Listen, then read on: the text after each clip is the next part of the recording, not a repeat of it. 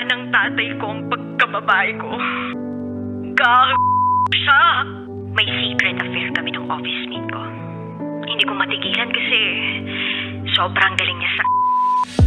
Rocky's Secret Files. Secret Files. It's the kind of bleep you never knew existed. Kunwari inosente, pero boy naman pala. Rocky's Secret Files. Secret Files.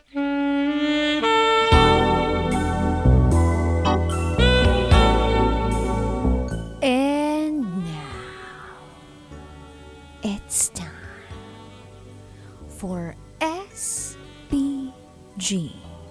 as in Super Backgammon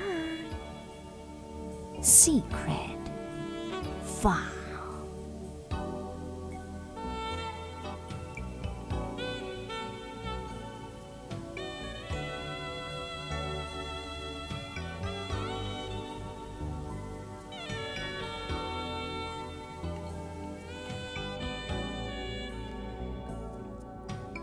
Gumawa kami ng milagro sa bus.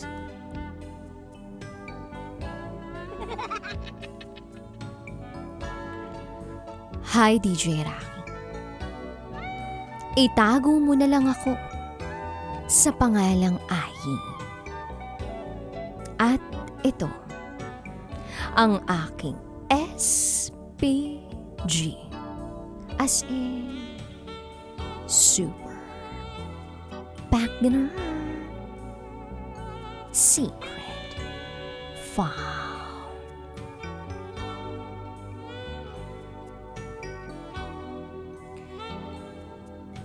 Hinding-hindi ko makakalimutan. December 2018. Nag-decide kami ng aking pinsan na itago natin sa pangalang Joanna na pumunta sa mama ko sa Batangas para magpagawa ng susuotin kong cocktail dress since mananahi naman siya. Galong kaming Caloocan at paggabi na kami bumiyahe around 6 p.m. At para makapunta ng Batangas, sasakay muna kami ng bus pa Cubao and isa pang sakay ng bus pa Lemery, Batangas. So, eto na ang exciting part.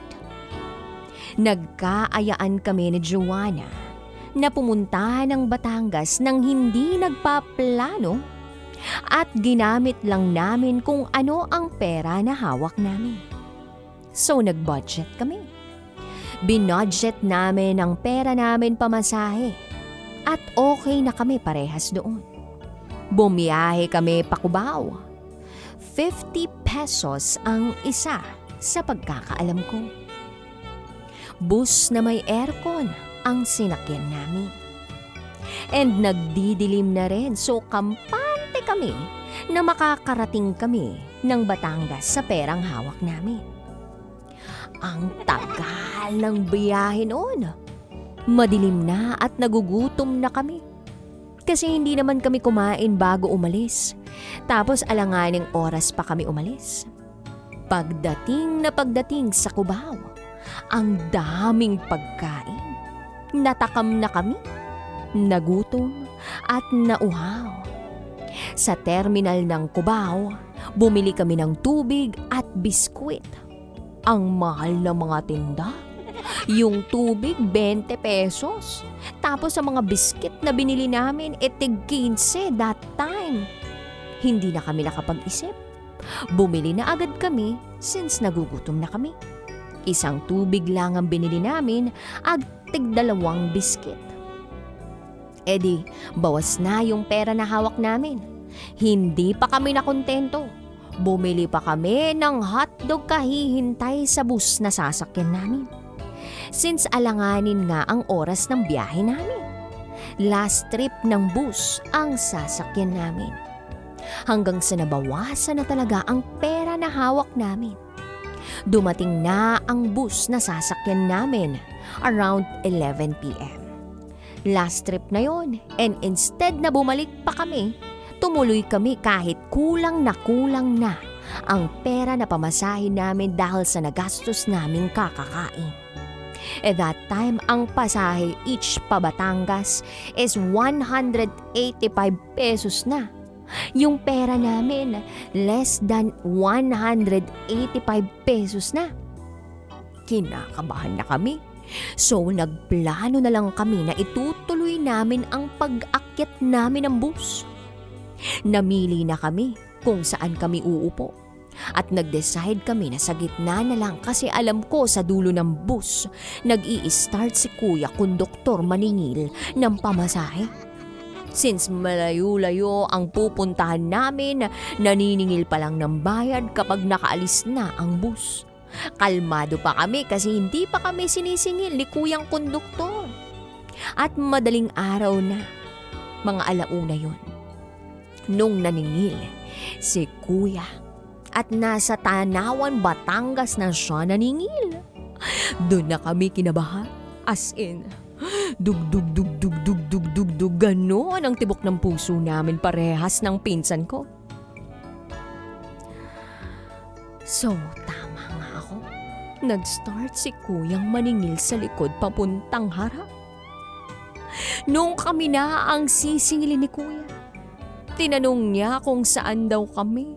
Then sinabi namin, tapos nagpipindot-pindot siya doon sa hawak niya para doon lalabas kung magkano ang total ng pamasahe namin. Tapos inabot na ni Joanna yung pera na kulang-kulang na pamasahe namin. Then sabi ni Kuyang Konduktor, kulang daw ang bayad namin. At doon na nag-start ang kalbaryo. Nasa gilid ako ng bintana umupo para hindi ako ang kakausap kay Kuyang Konduktor. E di si Joanna na ang kumausap. Yun na lang daw ang pera namin at kailangan talaga naming umuwi. Doon na nag-start sumimangot si Kuya at sinabing, "Ba't kayo sumakay kung alam niyong kulang ang pamasahe ninyo?" Kasi Kuya, hindi na po kami makakabalik kaya tumuloy na lang po kami. Sagot ni Joanna. Nako, alam niyo ba na kulang yung pera ninyo? Halos 200 ang kulang ninyo. At eto na nga ang naisip kong paraan, DJ Rocky, para makaligtas kami sa problemang iyon. Letter A, bababa na lang talaga kami sa lugar na iyon. Letter B, mag-aalok kay Kuyang Konduktor ng ibang serbisyo. Kung po pwede, makagawa ng milagro. Or letter C, ipaubaya kay Joanna ang diskarte kung paano kami makakaalis sa problemang iyon. Nang nag-iisip ako ng solusyon sa aming problema, bigla ko na lang narinig si Joanna na umiyak. At ang ginawa ko, yumuko na lang. Doon na tumaas ang boses ni Kuya na siya raw ang mag-aabono noon. Tas pinagtitinginan na kami ng mga tao sa loob ng bus. At umiyak na ng malakas si Joanna. Kasi hindi na namin alam din kung ano ang gagawin. Lahat ng pagpapalusot ginawa niya, tas ako naiiyak-iyak na rin sa gilid. Hinanapan kami ng ID noon, parehas kaming walang dalang ID kaya walang nagawa si Kuya kundi mag-abono at ihatid kami sa destination namin. 16 years old pa lang ako noon at 15 years old pa lang si Joanna. Hindi namin masasabi na wala kaming pera noon kasi napaka-porma namin. Nakamuong kaming jacket at may daladala pang maleta. At sa loob ng bus na yon, kami lang ang bababa sa lugar na yon kaya tandang-tanda kami ni Kuya. Pagkababa namin ng bus, biglang tumawa si Joanna tapos tinanong kung maganda raw ang pagkakaiyak niya. Ang galing lang pala talagang umarte ng aking pinsan. At kung Sakaling uso na noon ang workshop ni Ogie Diaz, malamang artista na siya. At kung sakaling naririnig man ito ni Kuyang Konduktor na nasagupa namin noong 2018, gusto ko lang malaman mong kuya na lubos kaming humihingi ng pasensya. Patay gutom kasi kami kaya naubos ang pera namin that time. Pero nagpapasalamat pa rin kami dahil hindi mo kami pinababa ng madaling araw. At hindi ka rin nagsabi sa amin na may extra kang gagawin sa amin. Kundi nag-abono ka na lang ng pamasahe namin. Hanggang dito na lang po, DJ Rocky. Muli, ako si Ahi. At ito, ang aking SPG as a super beginner secret file.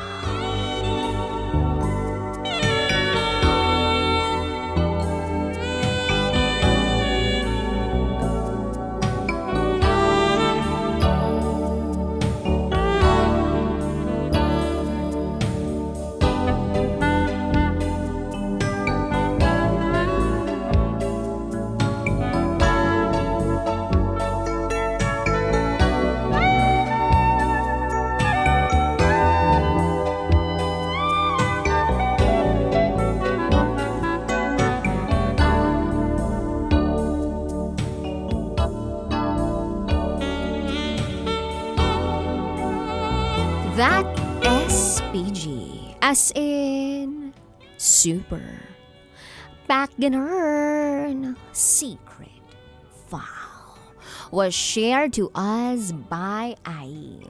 Si Ai na supportive sa pagiging best actress ng kanyang pinsan na si Joanna, at ngayon nga po ay humingi ng dispensa o pasensya at nagpapasalamat kay Kuyang Konduktor na naging mabuti sa kanila. At in fairness naman kay Kuyang Konduktor, hindi humingi ng anumang kapalit. Yan ang nagagawa ng kapusukan. Ay, kapusukan ba?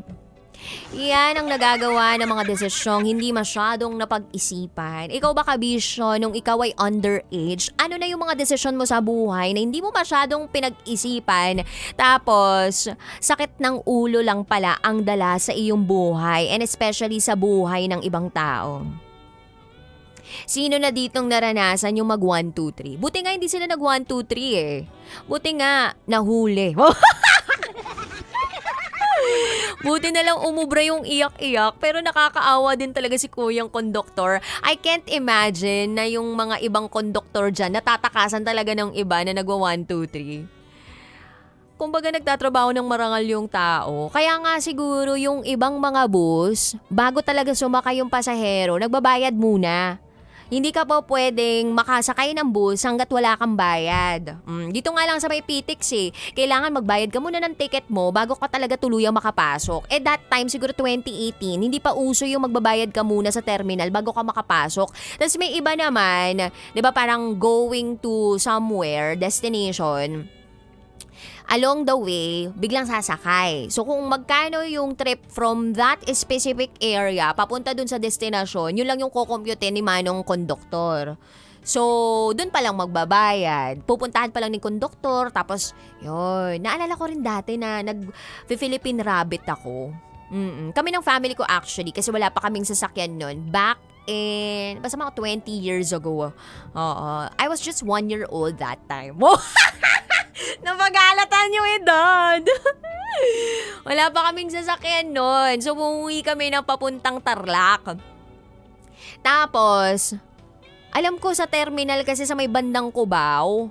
Tapos, sa may bandang, it's either Cubao or Pasay. Ay, hindi pala Pasay. Dapat pa north pala.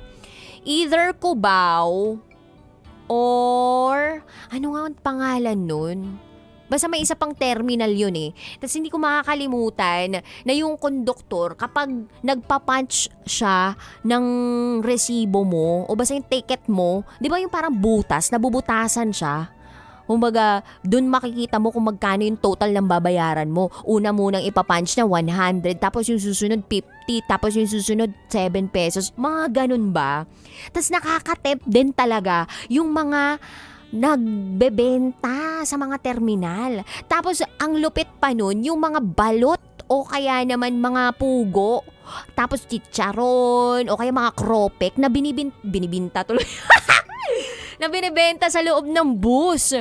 Yun, nakaka-tempt yun As in, marami na ako nabili ng dahil doon. Yung tipong, yung tatay ko noon, parang ang dami-dami nang nabili pero gusto ko pa rin maraming pugo. Tapos gusto ko rin yung mani na maraming garlic o maraming bawang na tostado. Parang nagutom tuloy ako. Kaya ayan tuloy, nawala ng pamasahe. Nagkulang yung pamasahe ng ating SPG Secret Pal Sender. Hindi na budget sa sobrang katakawan. Anyway, speaking of katakawan kung kayo po'y nagugutom, sagot na ni Bicol Nis San Andres Bukid Manila branch ang inyong kagutuman. Meron silang branch sa Morong Rizal at meron din po silang branch sa Cainta at Pagsanhan. In fairness po, nagpadala po sila ng lugaw sa aming team dito po sa Love Radio.